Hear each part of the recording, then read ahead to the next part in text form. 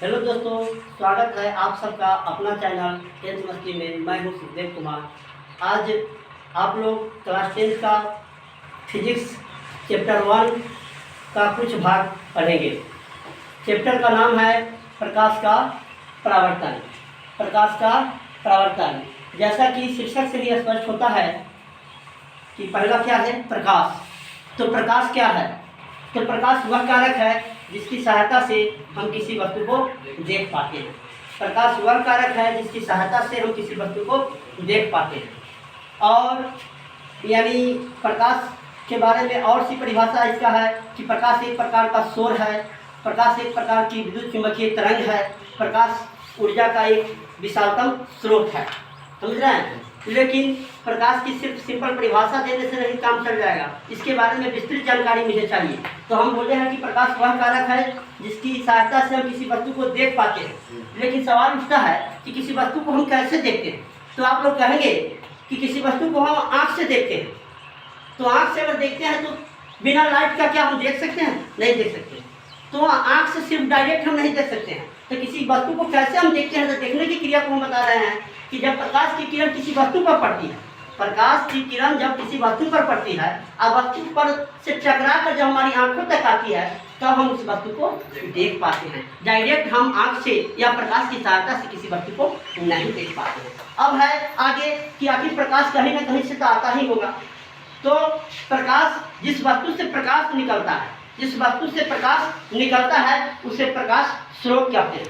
प्रकाश स्रोत यानी प्रकाश का साधन कहते हैं। जैसे सूर्य हुआ, तारे हुआ, लालटेन हुई, जलती हुई लालटेन, मोमबत्ती, ट्यूबलाइट, ये सब क्या है? प्रकाश का स्रोत है।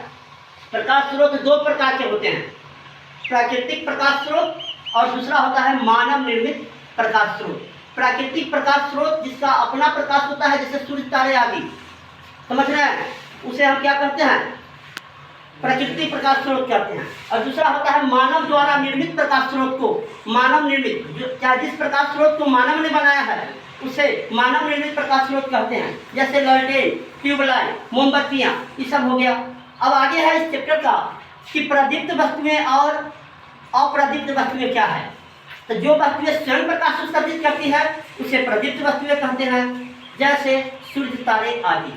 और जलती हुई लालटेन, मोमबत्ती भी हो सकती है प्रदीप्त वस्तुएं। अप्रदीप्त वस्तुएं किसे कहते हैं? तो जो वस्तुएं प्रकाश उत्सर्जित नहीं करती है उसे अप्रदीप्त वस्तुएं कहते हैं।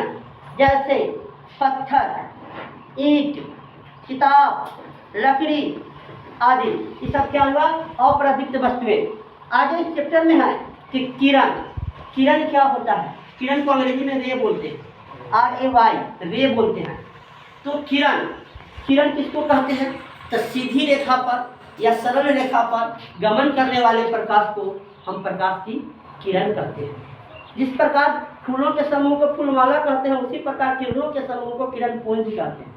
इसमें क्या है? किरणों के समूह को किरण पुंज कहते हैं। किरणों के समूह को क्या कहते हैं? किरण पुंज कहते हैं। और किरण पुंज तीन प्रकार के होते हैं।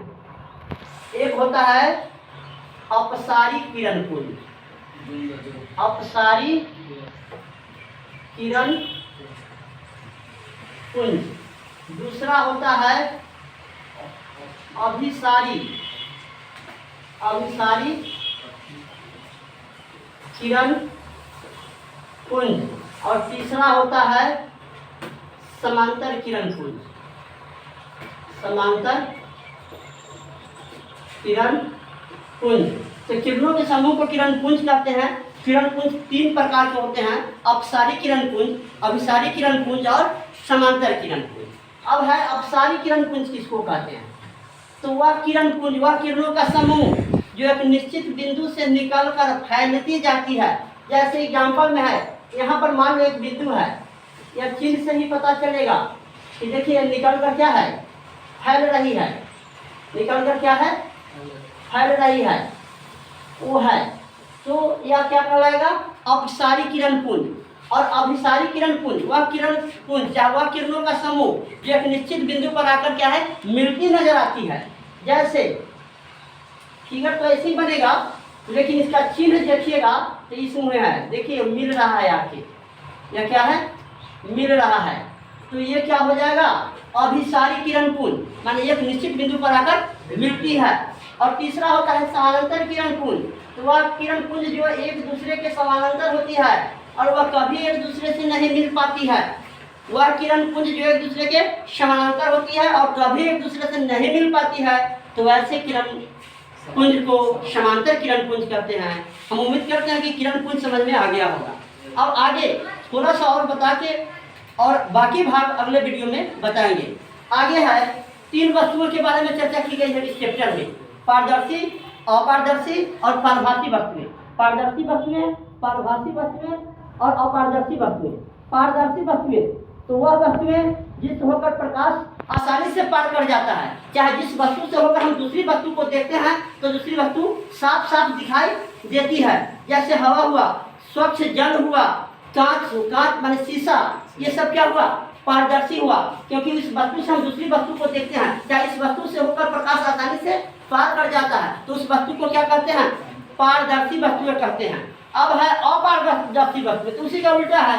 तो जिस वस्तु से प्रकाश नहीं निकल पाता है, चाहे जिस वस्तु से होकर प्रकाश पार नहीं कर पाता है, चाहे जिस वस्तु से होकर हम दूसरी वस्तु को देखते हैं तो दूसरी वस्तु दिखाई नहीं देती है, तो उसे अपारदर्शी वस्तुएं कहते हैं। जैसे लकड़ी हुआ, कागज हुआ, प्लास्टिक हुआ, समझ रहे हैं कि नहीं, ये सब क्या हुआ, अपारदर्शी हुआ। अब है पारभासी वस्तुएं, तो जिस वस्तु से होकर प्रकाश आंशिक रूप से हल्का हल्का पार कर पाता है, चाहे जिस वस्तु से होकर हम दूसरी वस्तु को देखते हैं तो हमें धुंधला धुंधला दिखाई पड़ती है, तो उसे क्या कहते हैं, पारभासी वस्तुएं कहते हैं। जैसे शीशा हुआ, कांच हुआ, उसके बाद तेल लगा हुआ कागज हुआ, आँख की पलक हुआ, गुब्बारा हुआ, ये सब क्या हुआ, पारभासी वस्तुएं कहलाती है। तो हम उम्मीद करते हैं कि इतना अभी तक जो पढ़ा है इस प्रकाश का प्रवर्तन का, कि आप ये सब जो है आप समझ गए होंगे। और इस बाकी का भाग जो है अगले वीडियो में हम यानी आपको बताएंगे। और यदि मेरा चैनल आपको अच्छा लगता है तो इस चैनल को लाइक, सब्सक्राइब और कमेंट करें, अपने दोस्तों के साथ शेयर करें।